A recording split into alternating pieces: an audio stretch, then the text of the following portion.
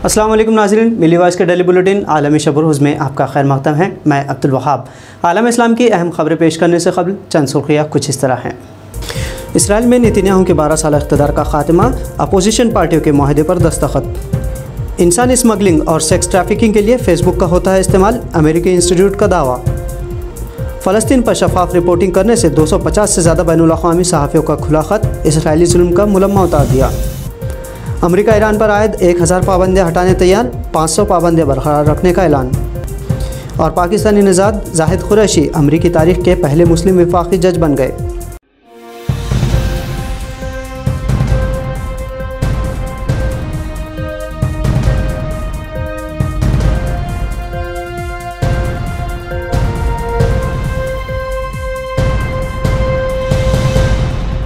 अब खबरें तफसील से। इसराइल में बेंजामिन नेतन्याहू के 12 साल दौर इक़्तिदार के ख़ात्मे पर सियासी मोहर लग चुकी है। नेतन्याहू हुकूमत को हटाने अरब पार्टी समेत इंतहाई दाएं बाजू से बाएं बाजू की पार्टियों पर मुश्तमिल मुश्तरका पार्टियों ने इत्तेहाद के लिए जुमे के रोज़ आखिरी इत्तेहादी मुआहदे पर दस्तखत किए। तवक्को की जा रही कि नई हुकूमत बड़े सफारती मामलात जैसे इसराइल फ़लस्तीन तनाज़े को छेड़ने के बजाय ज़्यादातर माशी और माशरत उमूर पर तवज्जो देगा। शराकत इक़्तिदार मुआहदे के मुताबिक अल्ट्रा नेशनलिस्ट यामिना पार्टी के नफ्ताली बेनेट 2 साल तक वज़ीर आज़म रहेंगे। इसके बाद वो ओहदा यायर लिपिड के हवाले करेंगे। पार्टियों के दरमियान होने वाले मुआहदे में जिन शराइत का जिक्र है उसमें वज़ीर आज़म की मियाद को 2 बार या 8 साल तक महदूद रखना है। इसके अलावा इसराइल में एक ऐसे इंफ्रास्ट्रक्चर की तैयारी है जिसमें नए अस्पताल, एक नई यूनिवर्सिटी और एक नया एयरपोर्ट शामिल हो। मुआहदे में इसराइल की मईशत को मुस्तहकम करने के लिए 2 साला बजट पास करना है। तवील सियासी तातुल के बायस इसराइल अभी तक 2019 का बजट इस्तेमाल करता आ रहा है। इसराइल के ज़ेर कब्ज़ा में मगरबी किनारे तक सफ़री सहूलियात की फ़राहमी का मनसूबा है, जबकि इसके अलावा भी कुछ नुकात शामिल है।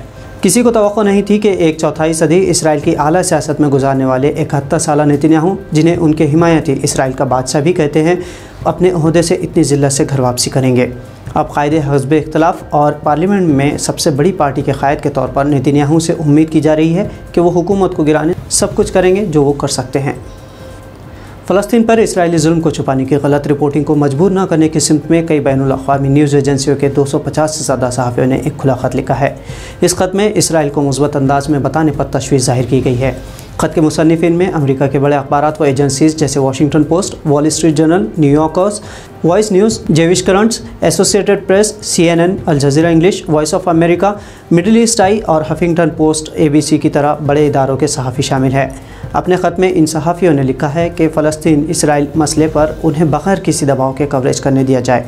ख़त में लिखा गया है कि इसराइल ने बैतुल मुक़द्दस में नमाजियों पर हमला किया, शेख जराह इलाक़े में फ़लस्तीनों को बेदखल करने की कोशिश करके जंगी जुर्म किया गया, लेकिन उन्हें इस शफ़ाफ़ कवरेज से रोक दिया गया। सहाफ़ियों ने अमेरिका पर इल्ज़ाम आयद किया कि वो इसराइल के हक़ में फ़ज़ा बनाने पर ज़्यादा ज़ोर देता है, जबकि इसराइल गज़ा में मुहासिरा करके इंसानी हुकूक़ की पामाली कर रहा है।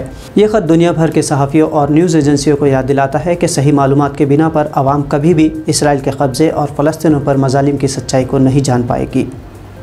दुनिया में सबसे ज़्यादा इस्तेमाल किया जाने वाला सोशल नेटवर्किंग प्लेटफॉर्म यानी फ़ेसबुक इंसानी स्मगलिंग के लिए भी इस्तेमाल होता है। इस तरह का सनसनीखेज़ इंकशाफ अमेरिका के इदारा द इंस्टीट्यूट ऑफ ट्रैफिकिंग की सालाना इंसानी स्मगलिंग रिपोर्ट में हुआ है। साल 2020 की एक साला रिपोर्ट के मुताबिक अमेरिका में सेक्स ट्रैफिकिंग के लिए जितनी भर्ती हुई है उसमें 59% भर्ती फ़ेसबुक के ज़रिए हुई।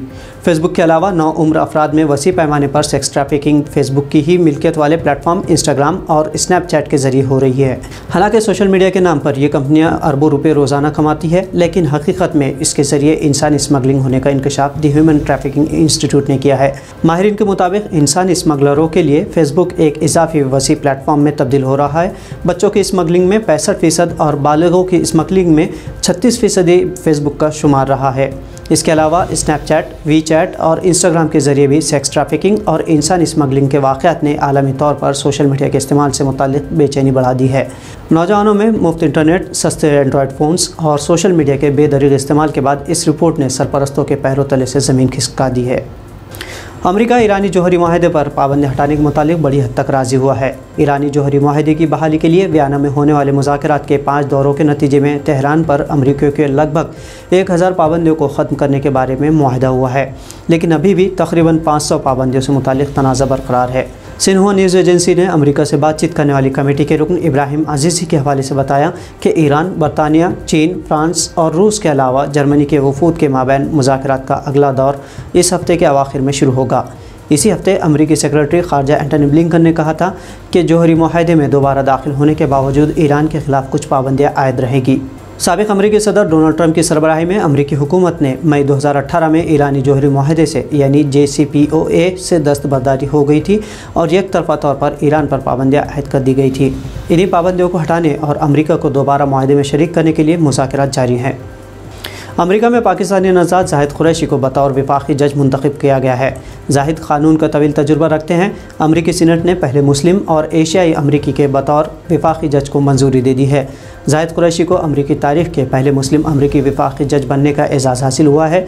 वो रियासत न्यू जर्सी में वफाकी जज की जिम्मेदारियाँ निभाएंगे। बतौर वफाकी जज जाहिद की नामजदगी की वाइट हाउस की तरफ से की गई थी, जो कि इससे पेशतर मजिस्ट्रेट जज के तौर पर काम करते रहे हैं।